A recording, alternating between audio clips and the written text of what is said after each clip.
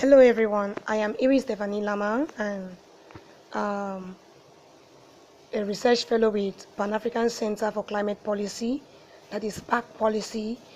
I'm representing our director, Mr. Kwame, and actually you'll be surprised to know I also volunteer with Forest Resources and People in Cameroon, a research-based organization. I'm from Cameroon, the Southwest region, and Limbe precisely. And I'll be discussing on the theme of the program today, which is Chronicling Waste Management Solutions in Africa, the Way Forward. My presentation will run with the following outline. I'll be giving a brief introduction, then I'll talk on some waste trends in African cities, sources of waste, effects of this waste, and I'll take a precise case study on Limbe, Cameroon.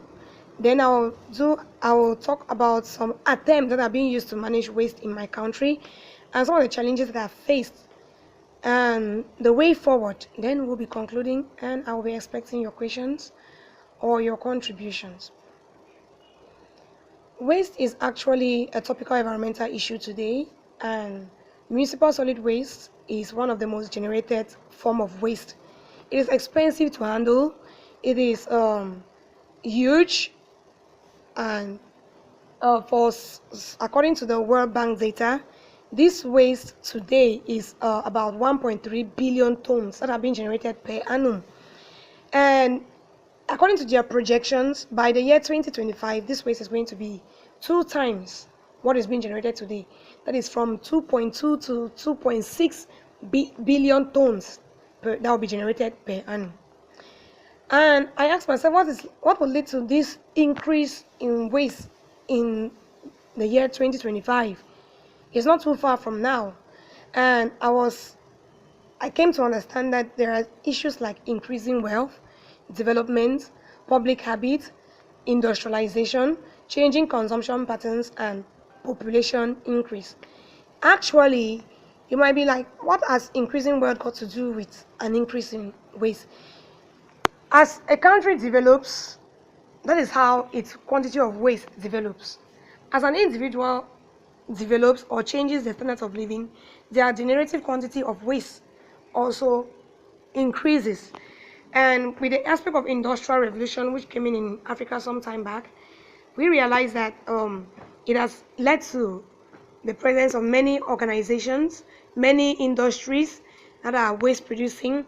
Like in Cameroon, we have industries like Pamo, Sonara, we have industries like brasseries and Coca-Cola who produce different quantities of waste at different intervals. And the changing consumption patterns, yes, is one of a very particular kind. We are going to see more of that in the course of the talk.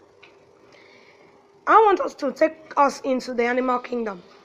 Let's get a little bit into the plant and animal kingdom and see how these people or these organisms manage waste. When we look into this kingdom, we realize that animals and plants produce virtually no waste. You might be surprised to hear that. But actually, what I'm trying to say is when animals produce waste, plants use up animal waste to grow. And when plants produce their waste, animals use up plants to grow. So you realize at the end of the day, waste is being recycled, is being used up, and at the end of the day, there is no waste. This was the case with Africa some years back in the 40s, 50s, and early 60s. I wasn't there, but from the fireside stories with our grandparents, we can always get back to the point to understand that in those days, in those times, in the colonial days, Africans were more particular on relating with nature, consuming more natural stuff, unlike now where we have begun consuming more industrialized products, more mechanized goods, and we are getting into more fashionable items. We are becoming modernized or per se civilized, as the world we call it. Before we consumed, like where I'm coming from in Cameroon, from actually the northwest region of Cameroon, we are very particular with the aspect of fufu corn, or we call it corn fufu. And what we do is we seal up our corn fufu in leaves, plantain leaves. But as civilization goes on, this aspect of corn fufu has been changed from being tied up in plantain leaves to being wrapped up now in non-degradable plastic bags. What happens to the plastic bags after the consumption of this fufu? Because at the end of the day, you can see them being littered all over the place, and they take years to degrade. Well, the World Bank approximates that about 0.09 kilograms of waste is consumed by a category of people they call the low boundary. And these people, they are more into natural consumption of natural stuff, less consumption of mechanized goods, less consumption of processed products, less consumption of industrialized items. And they have this other class of people they call the upper boundary. And this group of people produce, an individual in this group produces about 3.0 kilogram of waste per day. And these people are more they are more of the working class, the more civilized set of people, the more people who are more into fashion, modernism or modernity, and other industrialized items around our communities. And some of the sources of the waste in our communities, because the composition of solid waste is becoming more and more diversified, unlike the 40s, 50s, and 60s, where it was more natural goods. Now it's becoming more diversified. We have waste from household, we have waste from sales and storage, we have waste from market refuse, we have waste from construction and demolition, we have waste from commerce and industry, we have second-hand goods from developed nations. That is a very critical point, and we are going to talk a bit more on that in the course of our presentation. This waste is harmful to not only the environment, but to man himself and other living organisms. It is degrading to the environment in that it is able to add toxins to soil, which is dangerous to farmers, harmful to consumers, and also very harmful to water organisms when it spills into rivers, streams, and other water bodies. Then waste is very unsightly, and it's a host of vectors of diseases like mosquitoes, which is the main cause of malaria in the world today. And malaria is one of the most killing diseases, the killer diseases in the world. And above all, waste is deadly. Like a case of a man I came across some time back from Ivory Coast, Jean-Francois. He had 2 children and he lived beside a waste dump. The pollution from this waste had to affect him so much so that his 2 daughters passed away from waste pollution. Well, let's get more into my part of the country, that is Limbe, Cameroon. Limbe is a town in Fako division of the southwest region of Cameroon, and this is located in an active and dynamic coastal zone. We are located actually at the foot of the Mount Cameroon, and this is a very active volcano. And Limbe covers a surface area of about 674 kilometers area square, and it has an estimated population of about 84,000 persons, with a city area of 6,000 hectares. For a while now, the population of Limbe has been increasing drastically as a result of people getting into Limbe for touristic activities, for job opportunities, for education, and lots more. And as the population has increased, Limbe has experienced an increase in solid waste from 100 to 150 tons per day. Therefore, according to Achankang in 2003, he estimates that by the year 2047, Limbe is going to be generating over 5 times the present quantity of waste that is being generated now. That is, it's even going to be greater than 5 times the present quantity of waste that is being generated now. And the present quantity of waste generated now is 260 million tons. That means by 2047, Cameroon is going to be, there's going to be a generation of about 1,000,000,003 tons of waste that are going to be generated in Cameroon at the time 2047. This is huge and it's actually really gross.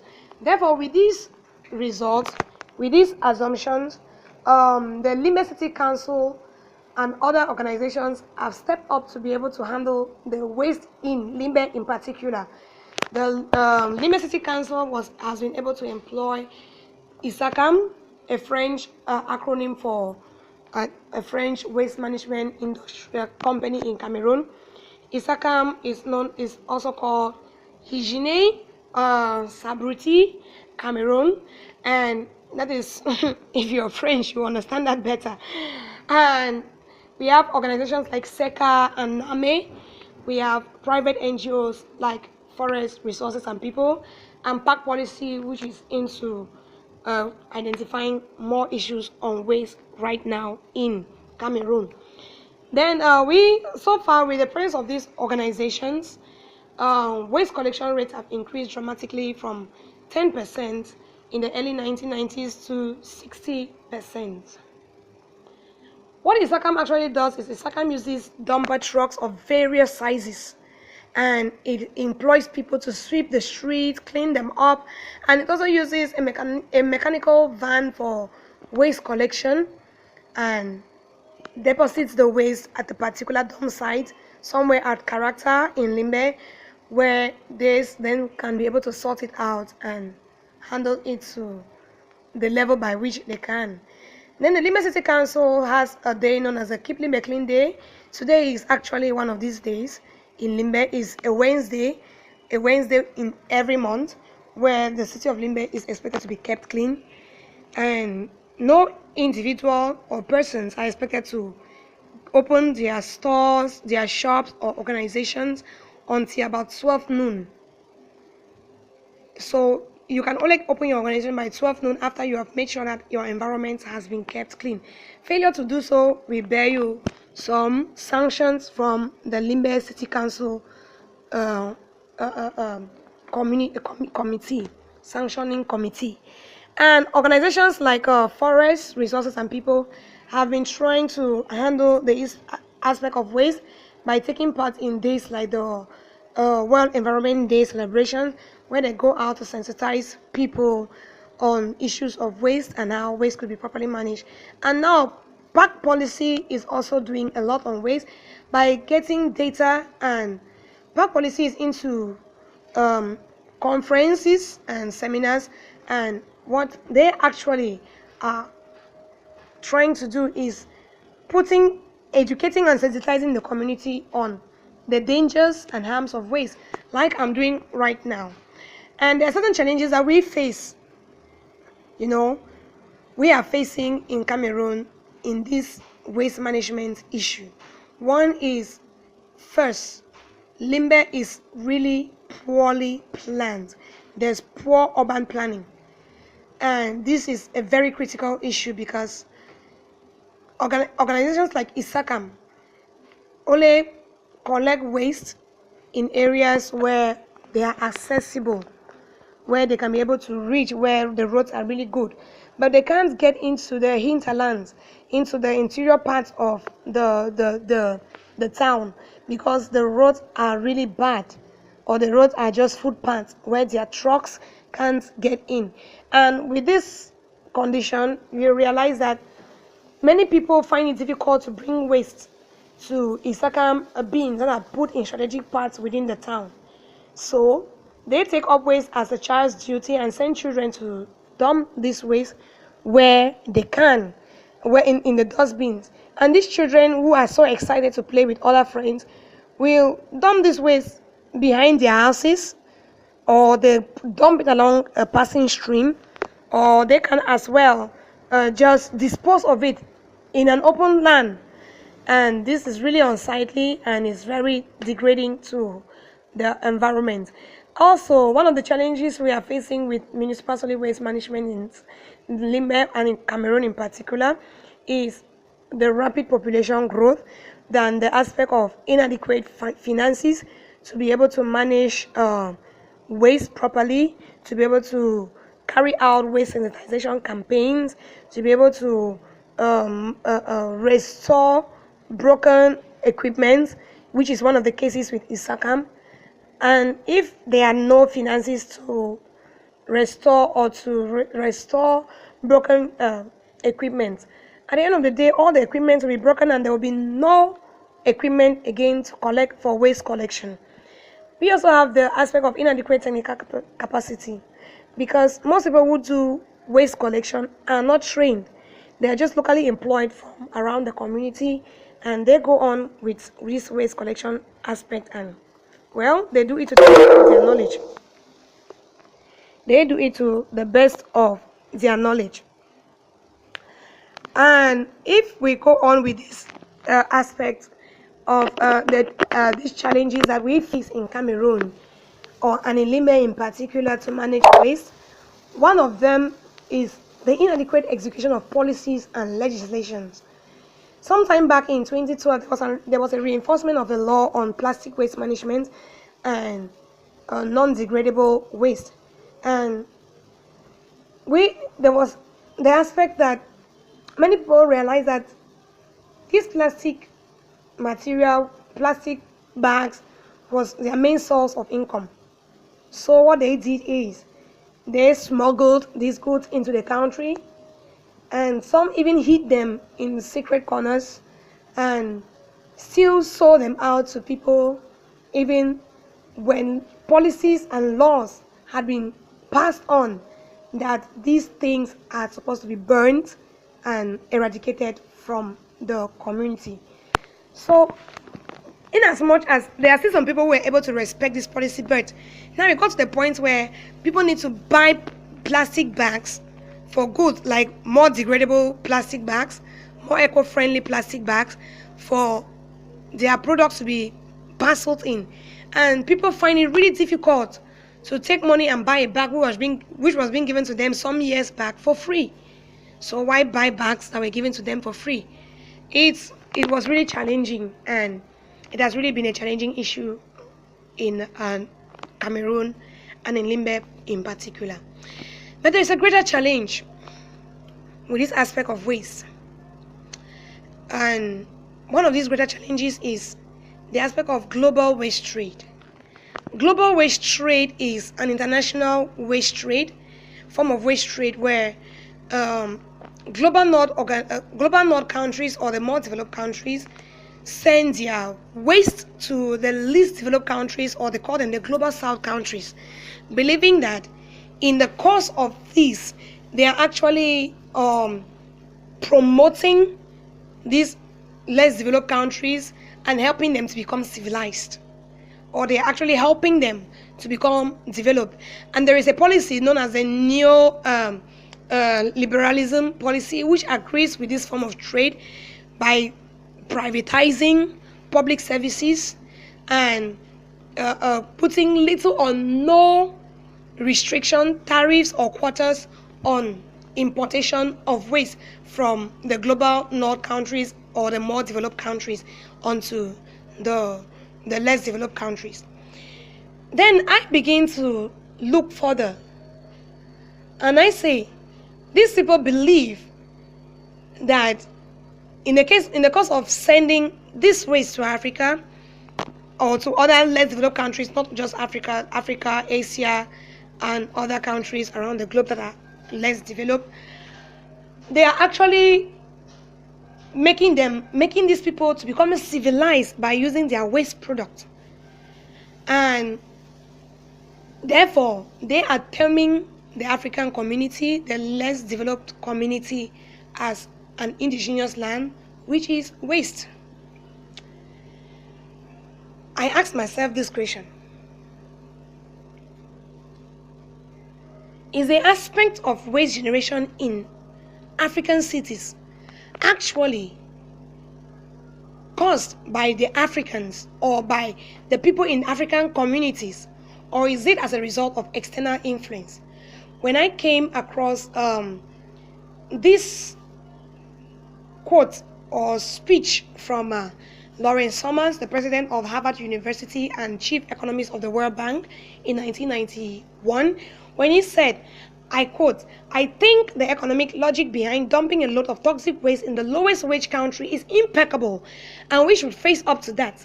I've always thought that countries in Africa are vastly underpolluted. Their air quality is probably vastly inefficiently low compared to Los Angeles. Just between you and me, shouldn't the World Bank be encouraging more migration of the dirty industries to the least developed countries?" And yeah, I take myself to the point. Africa had been at a point where they had experienced colonialism. Colonialism, when you want to compare the historical colonialism to the present form of colonialism that's actually been taking place now, is you realize that historical colonialism in the 1800s was actually different, because then the global north countries were seeing Africa more as a treasure island. But today, they see Africa more as a dumping ground, as a wasteland, as a place that needs rejuvenation, that needs civilization, that needs a boosting in their economy. And I sit to a side and say, are we Africans really open, really seeing this, what is happening around us? What is actually the mindset that has been brought into our communities? The ways that we have.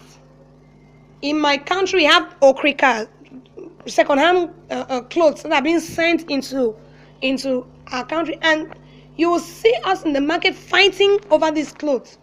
We have old cars with destroyed tanks sent into our countries, and they are all releasing black smoke all over the place. And it's really disastrous to our economy, it's disastrous to our atmosphere, but we keep using them because we have been told that if we can import this good, we'll become more civilized, like the global north organizations. But what do? Do we just blame ourselves? Or we can't blame the global north countries, neither do we blame the global south countries for the ways that is present already in our land, in our countries in Africa. We need to just put our hands on deck and get ready to handle this waste, to deal with it in the right way. That means we need every stakeholder. We need teachers, we need schools, we need you as an individual. Waste is not just an aspect of the government to handle, it's an aspect of NGOs, it's an aspect of local authorities, businessmen, churches, schools, and residents. And these people can handle waste at different levels, in different communities, in different ways, through sensitization, awareness raising, volunteerism, and capacity building, which is actually what NGOs like Forest Resources and People and PACC Policy are doing in Cameroon right now. The Pan-African Center for Climate Policy is actually focused on awareness raising, sensitization, and capacity building in this domain, as well as other organizations who are helping out to carry out these different ways in solving waste in Limbe and in Cameroon. The local authorities could create waste committees, reduce levies on waste that is being disposed of, so that people will not be afraid to present their waste instead of trying to hide them. Industries will not be afraid to present their waste instead of hiding them. Inform people, the community, through media, and why not organize waste exhibition shows and categorize bins so that people can know that, okay, here we dispose of decomposable material and here we dispose of non-decomposable material. And they could also collaborate with NGOs and other CSOs to be able to handle waste. While you in your small site, in your small corner, instead of burning waste, you can put waste, separate your bins, separate your waste. You can get degradable bins, a bin for degradable waste and one for non-degradable waste. And then we practice the cradle to grave principle, where you carry the waste from the bins in your homes to the main dump site or to the main site at your convenience. And we restrict the aspect of sending our kids to dispose of waste and take it up as a responsibility. Other stakeholders like the government and donors could assist in handling this waste in Cameroon and Africa at large. The government has suitable policies and legislations. The government has proper laws and just needs to enforce these laws so that waste could be properly handled in our communities. While the second group of people, like the donors, I think what they should do is prioritize waste management in our communities, just like the Limbe City Council has prioritized waste in Limbe and waste management in Limbe, and Limbe City Council spends over 30% of its budget to handle waste in Limbe presently. An applause to them, because they are that is one of the reasons why Limbe is termed the clean city in Limbe, because really it is one of the cleanest in Cameroon, rather, because it is one of the cleanest cities in Cameroon as of now. So donors could include local councils, companies which are able to respect their corporate social responsibilities. They should be able to sponsor organizations who are ready to carry out a sensitization, awareness raising on issues of waste.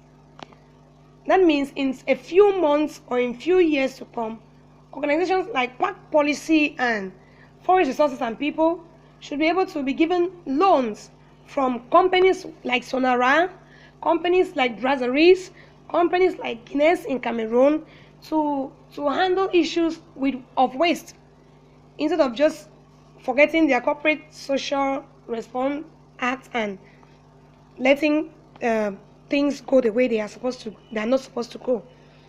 And local and international organizations could assist in waste management. The government could give subsidies to organizations who are already handling waste, and incentives to people who are ready to step in to the waste management process. Yeah, wealthy individuals within the country can also donate to this aspect of waste management within the country. The government could set up a nationally accepted volunteer policy where volunteers could help. There are people who really want to help to handle waste, but they're not given the chance to do so. So if the government could set up a volunteer policy within the nation, there will be youths that will be able to handle this waste, and they'll be glad doing so for their country. And instead of keeping people at a particular point being service providers, there should be a switch of office from service providers to contractors and regulators. So they can move from being just service providers and going to the field, to be contractors of this waste generation process, and to be able to regulate the quantity of waste that is generated. Because sometimes when we work from the office, we don't see what is actually happening in the field. But if we can switch positions and work from the field, we will be able to see and know exactly what is happening. Then the government should also put charges and fines for defrauders of the law. Huge charges. There should be no slackness. Slackness should not be placed on people who are defrauders of the law when it comes to the aspect of waste. The government should be able to tackle illegal trade in hazardous waste. Handle the aspect of waste smuggling. Some time back, there's this story of a man who wanted to smuggle waste. This was a story I got from Wikipedia, and there's this Italian who had about 4,000 tons of waste he generated from his company, and he wanted to dispose of it. But since he was afraid of the laws and regulations that bind waste disposal in his country, he decided to take this waste to other countries. And he was able to convince an one Nigerian who had been retired from his timber work for a very long time. Actually, he was not actually a very educated person, so he was able to convince him to keep this waste, claiming that it was fertilizer. And do you know what? This man kept this waste behind his house. He was being paid $100 a month, which is nothing compared to the damage that waste was going to bring in a few months. And also, sometimes this waste leaked into streams. It leaked into water bodies, and 19 persons were counted dead in his community as a result of waste leakage into the streams. There are other cases of waste that I would have loved to cite had it been there was time.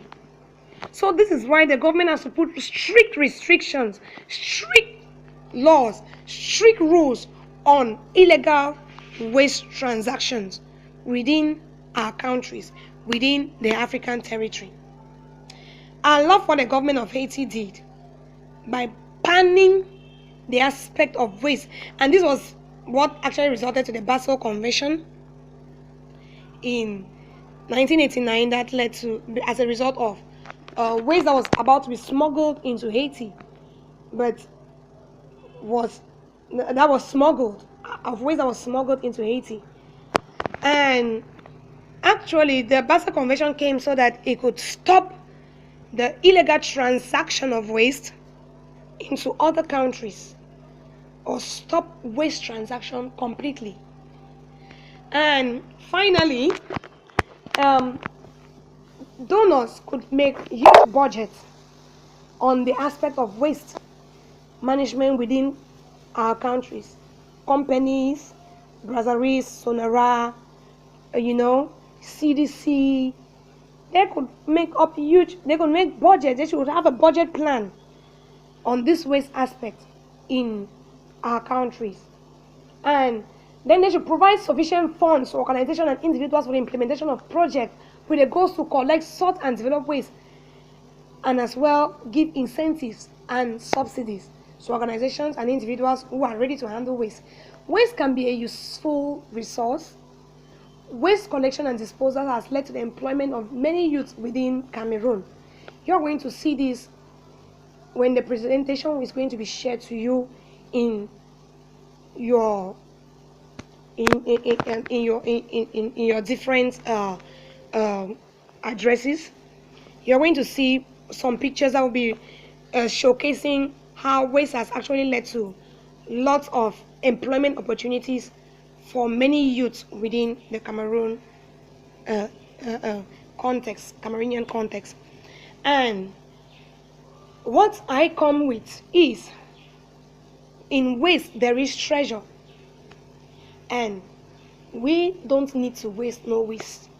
We shouldn't lay blames on who generated the waste, on who has brought in waste or who has not brought in waste.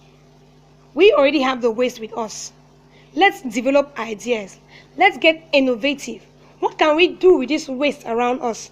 Let's make the best out of it. And instead of this waste being detrimental to our communities, we are going to become rich. We are going to become explosive. We are going to become better with this one that we already have in our communities. If we can be able to make use of it and stop laying blames on people or on individuals or on countries who have or on ourselves for different waste generation. This is where I'll thank you so much for your keen attention, and thank you so much for your patience all through the presentation, from the video to the audio, and thank you so much for being there. I remain Iwi Stephanie Lama, Research Fellow with the Pan-African Center for Climate Policy, headquarters in Ghana. Thank you so much. I await your contributions and questions. God bless.